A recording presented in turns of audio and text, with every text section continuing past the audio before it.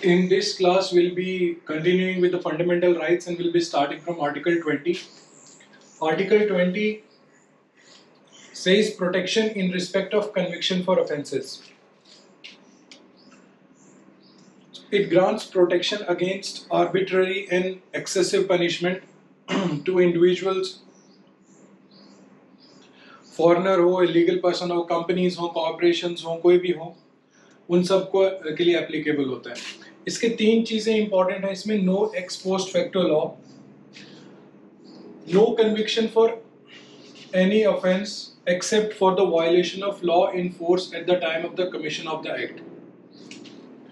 जब आपने लॉ का वायलेशन किया है उस वक्त जो कानून होगा उसी के हिसाब से आपको पनिशमेंट मिलेगी।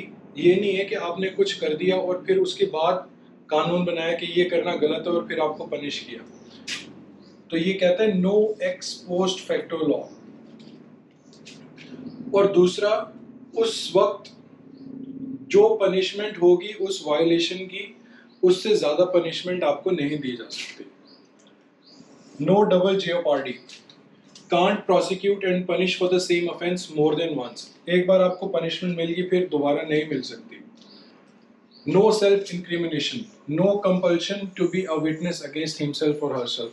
आपको खुद के अगेंस्ट विटनेस नहीं बनाया जा सकता है। Nobody can compel you to be a witness for yourself. लेकिन इसमें भी कुछ एक्सेप्शंस हैं। जो ये एक्स पोस्ट फैक्टो लॉ है, no ex post facto law, it's only applicable in case of criminal violations, not in civil or tax laws। अब जैसे वोडाफोन का केस चल रहा था पहले एक्स पोस्ट फैक्टो पे, तो इसलिए जो एक्स पोस्ट फैक्टो लॉ है it's only limited to criminal laws, not on civil laws और टैक्स लॉज। वो जो डबल जियोपार्डी की बात हमने यहाँ पे की है, it's not available in proceedings before departmental और administrative authorities as they are not of judicial nature। और थर्ड जो हमने सेल्फ इंक्रिमिनेशन की बात की है, it only extends to criminal proceedings and not to civil proceedings. देखो, राइट बनता है फिर उसके अंदर बहुत सारी एक्सेप्शंस होती हैं, तो यही है। यहाँ पे उन्होंने बोल दिया कि जब आपको कन्विक्ट किया जाएगा फॉर ऑफेंसेस में, उसके अगेंस्ट ये आपको प्रोटेक्ट करेगा। सबसे पहले जो उस टाइम पे लॉ है उसी के हिसाब से आपको पनिशमेंट मिलनी चाहिए। अगर उस वायलेशन का लॉ नहीं है तो पनिशमेंट नहीं मिलनी चाहिए। जितनी पनिशमेंट मिलनी चाहिए उस हिसाब से वो उतनी होनी चाहिए जितनी उस टाइम का लॉ कहता है। ये नहीं कि आपने कुछ कर दिया फिर उसके बाद कानून बना और फिर आपको कन्विक्ट किया गया, ऐसा नहीं है। लेकिन ये सिर्फ क्रिमिनल लॉज के लिए है, सिविल लॉज और टैक्स लॉज के लिए नहीं है। दो बार पनिश नहीं कर सकते, लेकिन सिर्फ वो जुडिशियल मैटर्स के लिए, जुडिशियल नेचर की जो अथॉरिटीज़ हैं उनके लिए। डिपार्टमेंटल और एडमिनिस्ट्रेटिव अथॉरिटीज़ में ये अवेलेबल नहीं है। सेल्फ इंक्रिमिनेशन जो है वो सिर्फ नो सेल्फ इंक्रिमिनेशन, आप अपने खिलाफ विटनेस नहीं बन सकते, लेकिन सिर्फ क्रिमिनल प्रोसीडिंग्स में, सिविल प्रोसीडिंग्स और other proceedings which are not of criminal nature, उनमें ये अवेलेबल नहीं है। Then we talk about Article 21, which is protection of life and personal liberty। ये एक बहुत ही इम्पॉर्टेंट आर्टिकल है, एक ह्यूमन एग्जिस्टेंस का मोस्ट इम्पॉर्टेंट पिलर है। पहले ये होता था कि आर्बिट्री एग्जीक्यूटिव एक्शन के अगेंस्ट प्रोटेक्शन होती थी, तब हमारा होता था procedure established by law.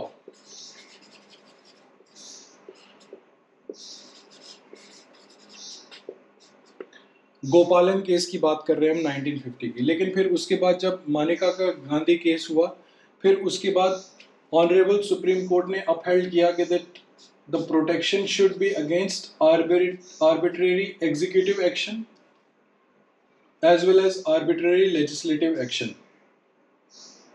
and established due process of law, which is an American concept।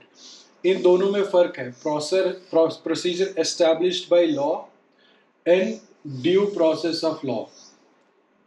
Will be talking about it. और ये जो आर्टिकल है इसके अंदर बहुत सारे और आर्टिकल्स भी हैं, जैसे फॉर एग्जांपल और राइट्स भी हैं, जैसे right to life, right to live with human dignity, right to decent environment, right to livelihood, right to privacy, right to shelter, right to health, right to free legal aid. ये बहुत लंबी list है, मैं आपको बाद में slide में एक पूरा डॉक्यूमेंट लगा दूंगा आर्टिकल 21 का। This is one of the most important articles, article 19 and article 21। They uphold your liberty, they uphold your freedom। जैसे ये right to freedom था, this is protection of life and personal liberty। सिर्फ ऐसा नहीं है कि आप एक जानवर की तरह जिंदा हो, आपकी एक डिग्निटी है, आपको एक डिसेंट लिविंग के लिए आपको जो भी ज़रूरत है वो सारा आर्टिकल 21 में डील करता है। और एक बार हमने और पढ़ा था कि right to move outside the country and right to come back to your country is also related to Article 21. And then we have Article 21A, right to education, free and compulsory education for children aged between 6 to 14 years। पहले ये directive principles of state policy में था। Then 2002 में एक amendment act किया गया, right to education act 2009 के बाद इसको एक फंडामेंटल राइट बना दिया गया अंडर आर्टिकल 21A। 6 से लेके 14 साल के बच्चों तक की जो एजुकेशन है फ्री और कंपलसरी। लेकिन ये सिर्फ एलिमेंट्री एजुकेशन की बात कर रहे हैं, यहाँ पे हायर एजुकेशन की बात नहीं हो रही है। Article 22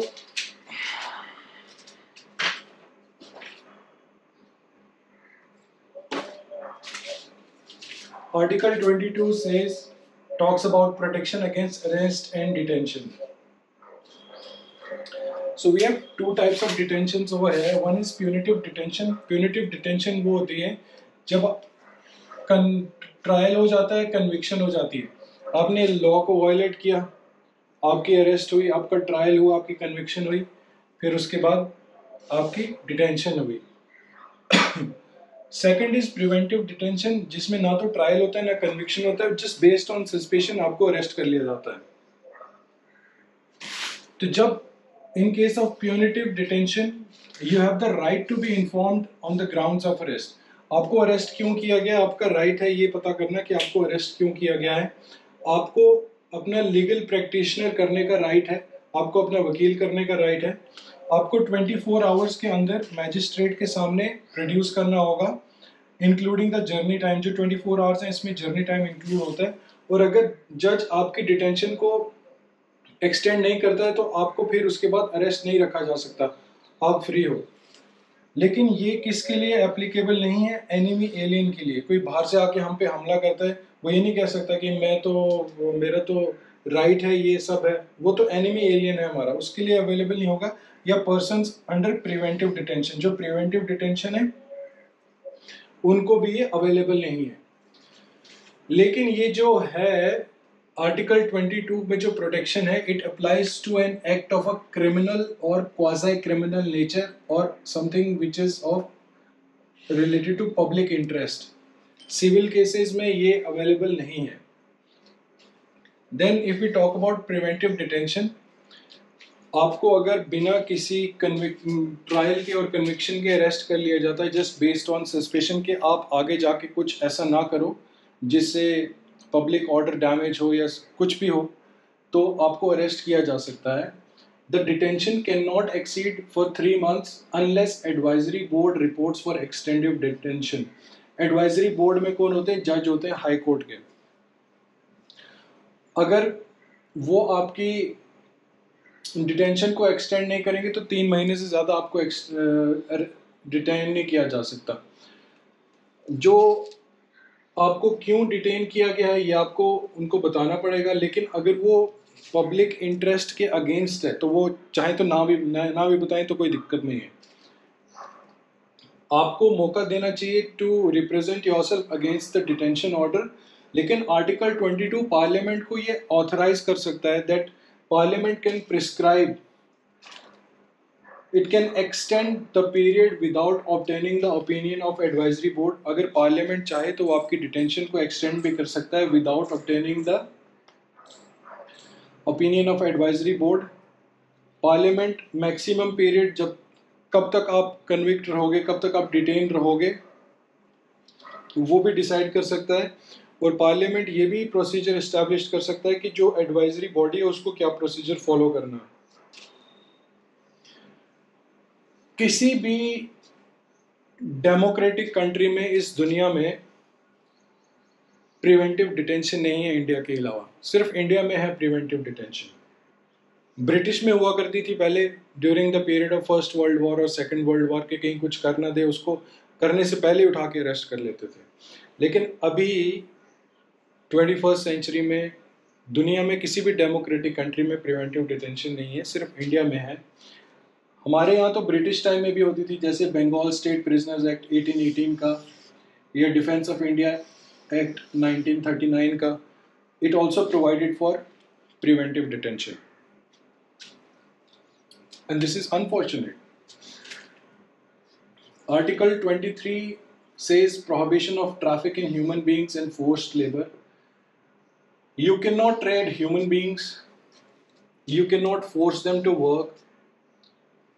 Begar is a term which is compulsory work without pay. आप बेगार नहीं करवा सकते, आप बॉन्डेड लेबर नहीं करवा सकते।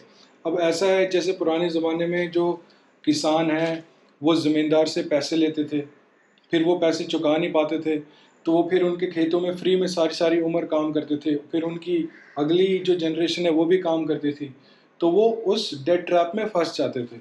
लेकिन अब ऐसा नहीं है। अगर अब कोई बॉन्डेड लेबर करवाता है या बेगार करवाता है, he is liable to be arrested and convicted under the acts that have been made by the parliament. Therefore, prohibition of traffic in human beings and forced labor. लेकिन state can impose compulsory service. For example, जब state को ज़रूरत पड़ती है लोगों की in military service और social service, तो state आपसे काम करवा सकती है विदाउट पे। लेकिन state जब आपको बोलेगी कंपलसरी सर्विस करने के लिए, तो स्टेट डिस्क्रिमिनेट नहीं कर सकती on the basis of religion, caste, creed, something like that. State को सबके लिए बराबर ही वो जो सर्विस है वो करनी पड़ेगी, and therefore state can impose compulsory service without pay. Article 24 deals with prohibition of employment of children in factories. 14 साल से कम बच्चों को you can not employ in hazardous activities, but they can work in harmless or other activities. 2006 में domestic servants को बच्चों को as domestic servants रखना भी बैन कर दिया गया था। जैसे होटल, ढाबा, घर पे कहीं पे भी आप छोटी उम्र के बच्चों को एज डोमेस्टिक सर्वेंट्स नहीं रख सकते। Prohibition of employment of children in factories.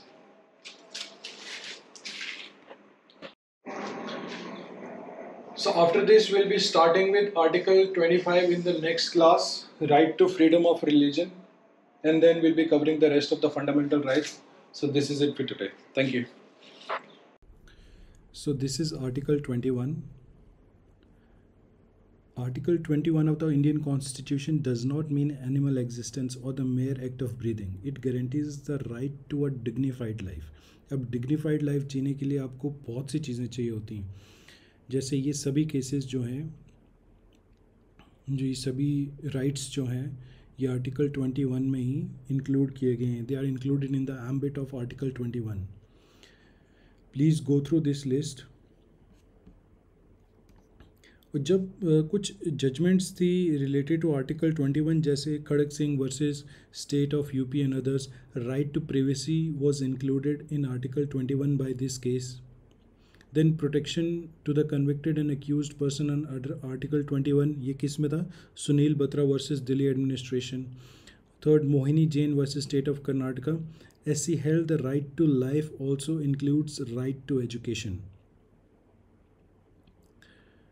और ये जो केसेस हैं, उन्हीं Krishnan versus the state of Andhra Pradesh 1993, SC fixed the age that right to education is a fundamental right to the children for the age 6 to 14 years. Subhash Kumar versus State of Bihar, SC included the right to get pollution free air in the ambit of right to life. And Lachma Devi versus Attorney General of India. In this case, SC made the execution of death sentence at a public place unconstitutional. And then these are very important cases related to Article 21 of the Indian Constitution. A.K. Gopalan versus State of Madras 1951. ये जैसा हमने पहले अभी पढ़ा that इसमें it held that protection under Article 21 is available only against arbitrary executive action and not from arbitrary legislative action. इसका मतलब the state can deprive a person of the rights available in Article 21 based on law. लेकिन फिर Maneka Gandhi versus union of India 1978, इसमें honourable supreme court ने अपनी judgement को overrule किया.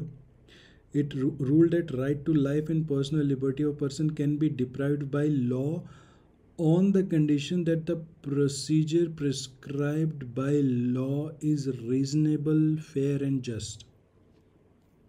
अब पहले क्या होता था, आप एक कानून बनाओ, उसके हिसाब से तुम अगर बंदे की जान ले लो तो कोई दिक्कत नहीं है. क्यों? क्योंकि कानून है.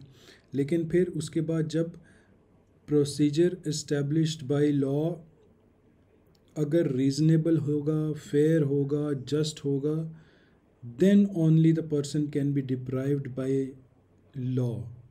The liberty of that person can be deprived by law.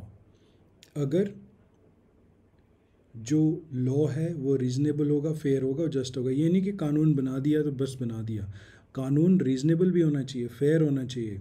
Therefore वो था प्रोसीजर एस्टेब्लिश्ड बाय लॉ और ये है ड्यू प्रोसेस ऑफ लॉ. इन दोनों में यही फ़र्क है. Please go through all the slides and thank you for your time, guys.